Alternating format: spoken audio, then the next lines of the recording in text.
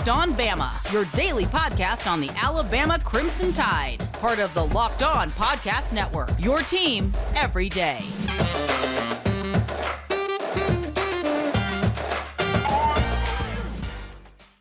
Everybody, and welcome back into Locked On Bama. Luke Robinson, that's me. Jimmy Stein, that's him. Jimmy, how are you today? I'm good, primarily because we didn't stay up to 2 a.m. with a post-game podcast. It is funny. This is the truth, y'all. In the middle of that stink fest that was the first, 25 minutes of that game against Vanderbilt, Jimmy and I were texting, and we had planned on doing a post-game podcast, win, lose, or draw, whatever. I was so frustrated. I said, Jimmy, I'm not only not doing a podcast tonight, I may never do one again. This team is killing me. And then a light came on. I mean, even though it was only a brief light, it didn't last the entire rest of the game. But the team started playing really, really well. And I think it was all spurred by Javon Quinterly. Yep. Yeah, JQ responded well to his benching. He's clearly not doing the things defensively that Nate Oates would like to see, but offensively, he's still a thing, even when he doesn't shoot well. Last night he did shoot well, and hopefully that's a sign of things to come, because when JQ is playing really, really well, we're just a different basketball team. And if we get JQ, JD, Keon, Shaq, all of them playing well, that's when we do things like beat last year's Final Four teams. This year's team beat 3 Final Four teams from a year ago. It's funny. I see things all the time from people on social media. We'll never get out of the first round. We'll never win a second round game. This team has beaten 3 teams that were in the Final Four. So yeah, we're really capable of making a deep run at this thing. Capable. Are we also capable of losing the first round? Sure we are. But let's just, I think the focus needs to be very Saban-like, Luke. It needs to be on the process, which means we have to focus on getting better and not worrying about the results. Yeah, I'm with you on that. And there were some things that got better. There were some things that still remain the same. I'm looking at the stats. JQ did shoot much better. He was 6 of 12 from the field, 3 of 3 from beyond the arc. And as I'm getting a phone call, sorry about that. But he was also 4 of 4 from the line, and he hit 2 really big free throws in a clutch moment, and he's getting so much better at that. We had been begging for him to get better at that, and he is better at that now. So I got to give him a ton of credit for that. Another guy that I thought played well. Here's the thing. I think everybody that played the best was on the bench or came off the bench, didn't start. Keon Ellis played okay. He played a little better. It's weird to me. He had 34 minutes, 10 points. He was 5 of 6 from the line, which I appreciate. And I think he was fouled on 2 3-point shots. But I would still say Keon's not Keon just yet. Right. J.D. Davison, 33 minutes, 3 of 8 from the field, 1 of 5 from beyond the arc. He did have 10 rebounds, which, I mean, that's one thing I got to give JD. Look, they say he had 5 turnovers. It felt like he had 30. It really did. There's no way it was only 5. There's just no way it was only 5. Now, the one thing that I got to give him credit for, though, is he keeps fighting on the rebounds. And I appreciate that. He led the team in rebounds again. And one other thing that is at least mildly concerning, Charles Bediako fouls out in 11 minutes. His minutes, his production per minute were good. 6 points, 2 blocks, 4 rebounds, an assist, 2 of 2 from the stripe. That's not bad. But when you only play 11 minutes, the problem is he fouled out. We just couldn't have him out there. Now, I think some of the fouls were, a little bit touchy, but I've been calling for the refs to be tighter with the whistle, so I can't complain about that. The one other thing I want to say about this game, for the second game in a row, a coach lights into an official, the opposing coach lights into the official to the point where I felt like they both deserved techs in Calipari and Stackhouse last night.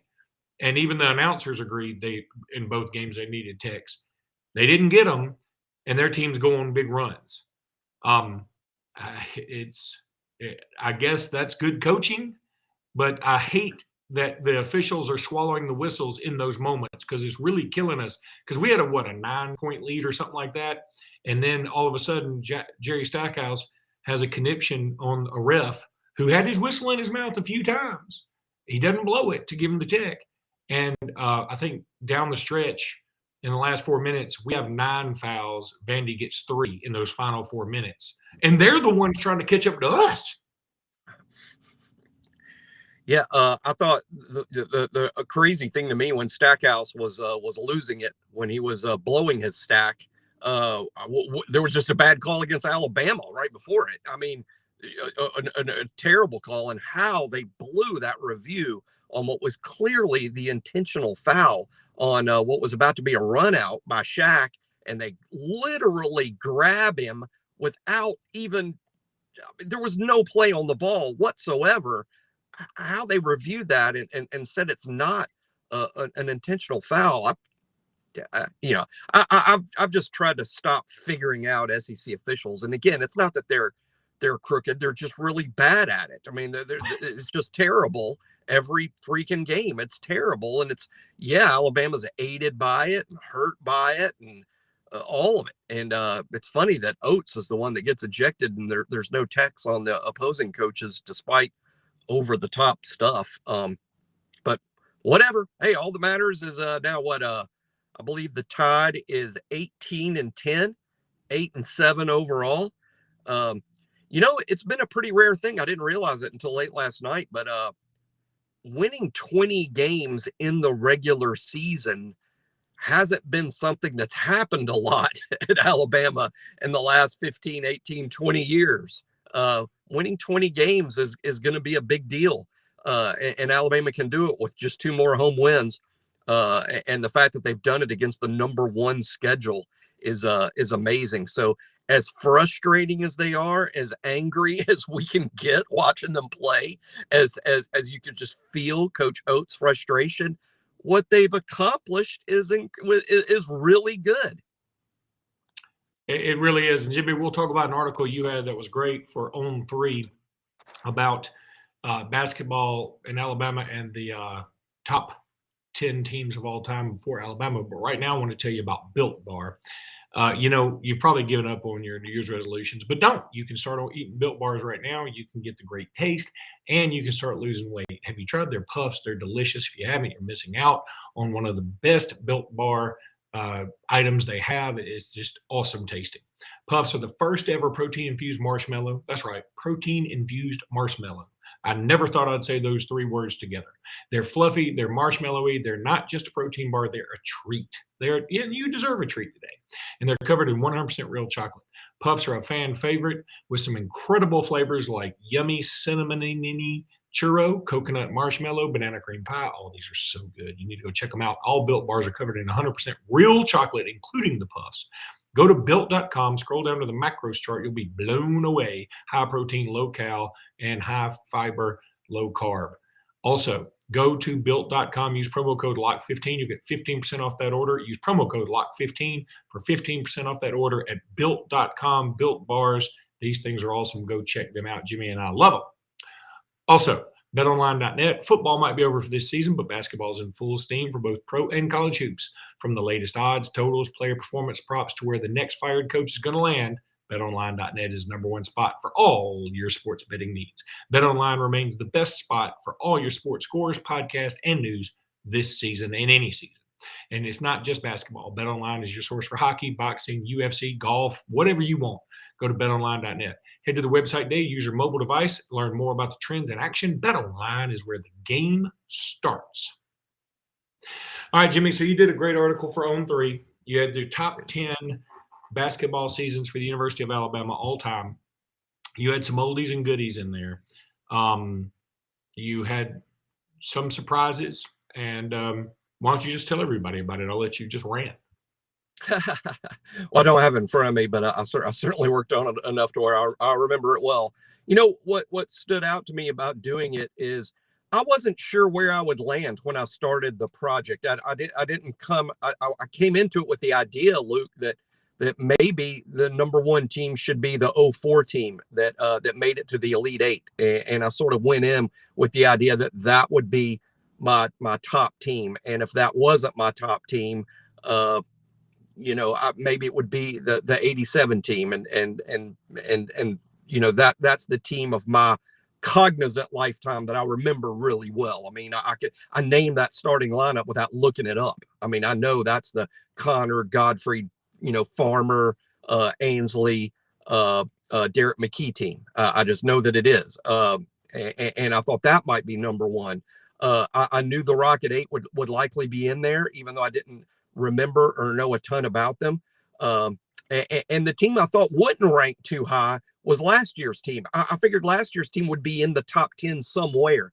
I was surprised that I ranked them as high as I did. But really what I looked at, Luke, was about 4 or 5 categories. I didn't so much look at wins and losses during the regular season. I looked at accomplishment. And by that, I meant, okay, did you make it to the Elite Eight? Did you make it to the Sweet 16? Those are accomplishments. Did you win the SEC regular season? Did you win the SEC tournament? Those were the things I really focused on. I think a team that wins a lot of games, but doesn't win a championship and doesn't advance in the NCAA tournament, there's no way that team should be among a top 10 team. You got to do one or the other. You got to win a championship in the regular season or do something spectacular in the postseason. And when I got down to 10 teams, I had to leave some out that were good. Not every Sweet 16 team made the list, Luke. Not every SEC championship team made the list, which shows that we've had so many really good seasons. But at the same time, I'm compiling the list. I'm like, boy, if Kentucky fans read this, they're going to laugh themselves to sleep. I mean, Kentucky's had, 35 seasons better than any of our best 10. And that's fine. That's fine. We realize that we don't have that sort of history. We're still trying to build that. But overall, I settled on the 1976 team as the best Alabama team of all time. I did it for a couple of reasons. They did have the great regular season because they won the SEC. They did have a great NCAA tournament showing. Now, back then it was a 32-team tournament, not 64. So Alabama only won one game in that tournament and not 2. They just won 1. But who did they beat? They beat North Carolina and a North Carolina team in the 70s when North Carolina was really, really good. And then get to what is today's Sweet 16. And they played the eventual national champion, Indiana. But not only was Indiana the national champion that year, Luke, this was Bobby Knight's famous undefeated Indiana team, one of the few teams that's ever done that, played the whole college basketball season without losing. Well, they almost lost to Alabama. In fact, I don't remember all the circumstances. I tried to look it up, but there was a disputed call late in that game that Alabama fans swear went the wrong way. And had they called it the correct way, per Alabama fans, Alabama probably wins that game. But it was a nail biter down to the final minute, sort of decided by that one call. And Indiana won the game when Bobby Knight was interviewed, for his big book, talking about his special 1976 season. He says that the best team Indiana played all year was that Alabama team. So as far as and they did finish 6th in the AP poll. So as far as I'm concerned, when the champion says you were the second best team, when you won the SEC, when you took the champion to the final minute, I just settled on, that really is the best Alabama team of all time. And it had stars like T.R. Dunn and Leon Douglas and Reggie King. Yeah, that was an amazing team. Of course, I was only 4, so I don't remember a ton about it. But, just an amazing team. There's no doubt. Well, Jimmy has left the building. Jimmy has absolutely left the building right now. I have no idea why. Hopefully, he will be back with us. I'm going to go ahead and take a break. When we come back, hopefully, Jimmy will be rejoining us here with Locked On Bama. All right, awkward pause while we wait for Jimmy. And we also got a few other things to say. Hopefully, Jimmy will be back. I think he hit the wrong button. That sounds like a Jimmy thing, right? I mean, it really does. That's sort of his deal. But really quickly, Jeremy Pruitt was just hired by the Birmingham Stallions as to be their head coach. That is, I mean, literally as we're doing this podcast. And that is bizarre. But hey, that's great for Jeremy Pruitt. Hopefully he gets his act in order and all this smoke from Tennessee is able to dissipate. And then maybe he's able to come back to Alabama in some capacity as a defensive coordinator or something later on, because I love Jeremy Pruitt as a recruiter. I love him as a coach. Don't know that I want him as a head coach at Alabama, but I would like him to be at Alabama in some capacity eventually. And I think going to the Birmingham Stallions and getting himself straightened out in terms of maybe reputationally, I think that would be a huge moment for him to eventually be able to come back to the college game and hopefully at Alabama. The other thing I was going to bring up today, and I hope Jimmy can join me. I don't know that he will. I think he is driven off a cliff.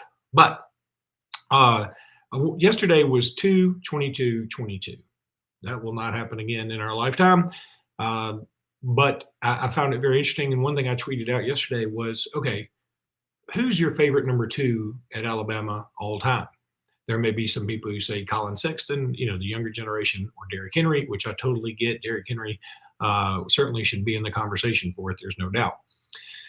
Patrick Surtain, awesome, fantastic player, certainly deserves some consideration or at least an honorable mention. But I'm just such a big David Palmer guy. And I put some highlights out there on the Twitterverse. And if you're young and you're listening to this and you didn't get to see David Palmer, let me just tell you, I went to Alabama from 91 to 95. So I was there at the exact same time that David Palmer was there. I was an SAE at Alabama at that time. And at the time, the athletic dorm was right next to the SAE house. And so the football players would come over and play at the SAE house, play basketball. And we had one of those goals that was, 9 feet or 9.5 feet, whatever it was. So everybody loved to dunk on it. And Daryl Blackburn came out there and played. Man, he was a beast. Langham would come out there. Palmer would come out there. And then I would also play with Palmer at the rec center at Alabama back in the day. Y'all just don't know. Y'all don't know how good an athlete this guy was. He was different. And people say that now, and it's so cliche, like he's built different. Palmer was built different. He was just different. He could make anything happen, and his size was totally irrelevant respective to his athletic ability. It was insane. And then if you just go back and watch some of the highlights on YouTube from, say, the Colorado Blockbuster Bowl, there were 17 people at that Blockbuster Bowl, 17 of them. I knew 14 of them because I know some people from Lake City who went. May have been one of the catalysts for saying, okay, we might have to do some different things with these bowls because, boy, that was a not well-attended game. Regardless, Colorado had a good team that year. Alabama had a good team that year. Alabama had only lost one game in 91 to Florida. They got shut out. I think it was 31-0 or 35-0, something like that. And by the way, I'm still pissed. Robert Stewart had a safety on Shane Matthews in that game. And they said he was down at the 1-inch line, which was BS. That may have turned the whole game around, but doesn't matter. Palmer had an incredible game. All you got to do is go back and watch his punt return where 4 Colorado guys are converging on him the moment he catches it, and he makes them all miss. And then he makes one of the Colorado coverage guys literally do the splits. He jukes him so bad. Then he gets face masked, and it doesn't get called, but he still scores a touchdown. Palmer was just different, and he was different in a Gene Stallings Mal Moore offense. Do you know how hard that is to be dynamic in a Mal Moore offense? God bless Mal Moore. Mal Moore will forever hold a fantastic place in our hearts because he hired Nick Saban, and he wouldn't stop until he did. At the same time, his offenses were literally watching grass grow. They were so boring. Now, they were successful, but they were just boring. And can you imagine David Palmer with Steve Sarkisian, with Lane Kiffin?